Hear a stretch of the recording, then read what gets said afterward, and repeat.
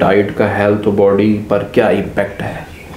अच्छा देखें ना, हमारा चूँकि हमारे शऊर में ना डाइट होती ही नहीं है। हमारे शऊर में ये भी नहीं होता मैं क्या जो खा रहा हूँ। हमें भूख लगी होती है, हम थके होते हैं, हमारा ध्यान कहीं और होता है। यानी ध्यान दे के खाना, बग़ैर ध्यान के खाने के लगने में फ़र्क होते हैं।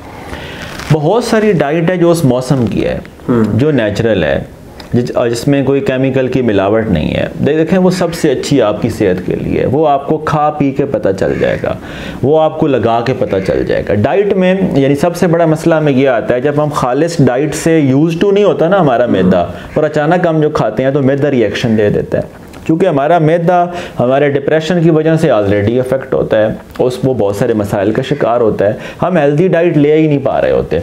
तो डाइट भी अंदर रुकवाने के लिए एक्सरसाइज आपको करनी पड़ेगी। यानी जब आपकी बॉडी इस्तेमाल नहीं हो रही तो डाइट प्रॉपर वे में कंज्यूम नहीं होती। यानी हमें एक बात अपने शऊर में ये भी रखनी चाहिए कि डाइट की सिलेक्शन, कंजम्पशन की टाइमिंग, इन सभी से हमको फ़र्क पड़ रहा होता है। हमारा माइंड इतना इंगेज्ड है, जिसको हम तरक्की समझ के उसके पीछे लगे हुए हैं, कि वी आर नॉट अवेयर कि हमने पानी पिया है कि नहीं पिया।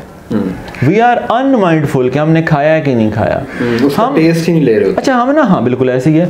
हम स्टफ़ अंदर भर रहे होते हैं जिससे जगह फिल हो जाती है, पर उसमें से वो ग़िज़ाइयत ही नहीं होती जिसमें वो चाहिए होती है।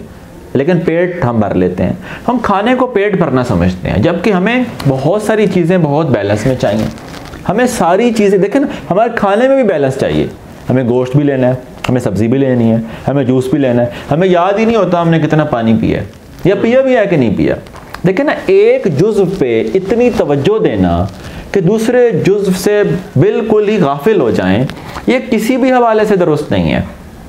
जब आप खा रहे हैं तो आप खा रहे हैं, जिस मोमेंट आप खा रहे हैं वो आप खाने में मौजूद हो, ज़हनी तौर पे आप सेलिब्रेट करके खाएं, आप एहतमाम के साथ खाएं, आप चीज़ों को भी बैलेंस कायम, मिसाल के तौर पे अब ये मौसम है जिसमें आपको कच्ची गाजर मिल रही है, हमने नहीं खाई होती, हमें पूरी सर्दियों में याद ही नहीं रहता कि हमने कच्ची गाजर भी खा सकते हैं। हमारे पास कच्ची मूली अवेलेबल है, नहीं खाते। शलजम यानी कब खाया है हमने सर्दियों में, या माल्टा अवेलेबल है, नहीं होता, हम उसका जूस निकालने में सोचते हैं। इसका हमें क्या नुकसान होता है? हम कल को पैसे पड़े होते हैं, जॉब में तरक्की कर गए होते हैं, प्रमोशन हो गई होती है, पैसों को एंजॉय करने के लिए सेहत नहीं होती। आपने, मैंने, हम सभी ने ये नुकसान किए होते हैं। अब हम चाहते हैं जो अगली जनरेशन आए, या हम इस वक्त भी अगर जो है वो समझ जाएं, हम इन चीज़ों को साथ लेके चलें। अब डाइट के अंदर जितनी भी फास्ट फूड है, जितने भी केमिकल हैं, जो इम्प्योर है, जो सिर्फ जायके के ऊपर है, वो उसकी इतनी एडिक्शन हो जाती है कि वो न मिले उसके बाद। देखें, इन जायकों की भी एडिक्शन हो जाती है।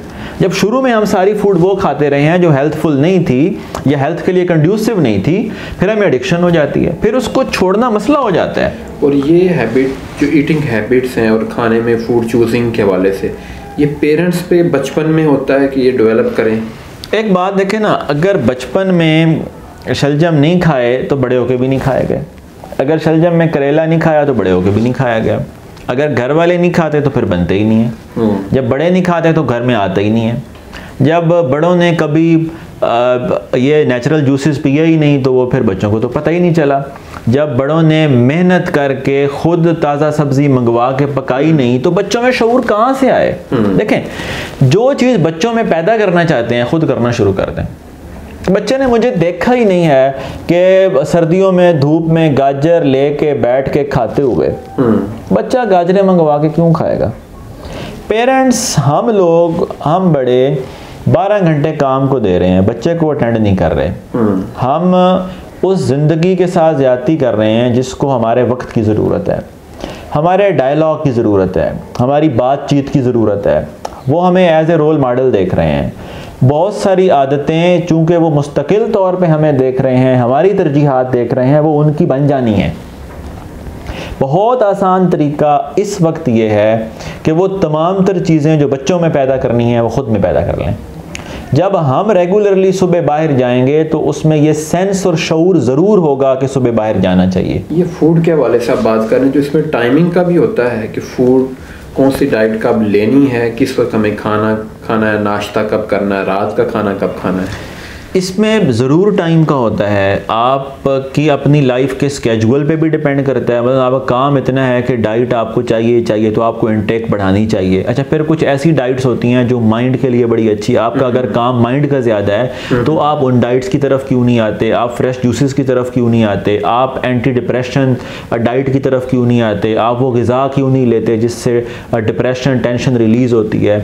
जब हम खा भी वो रहे हैं जिससे डिप्रेशन बन रहा है, वर्क एनवायरनमेंट वैसे बड़ा कंड्यूसिव है डिप्रेशन के लिए, हमारे काम की नेचर भी पैदा कर रही है, तो उसके बाद टाइमिंग है।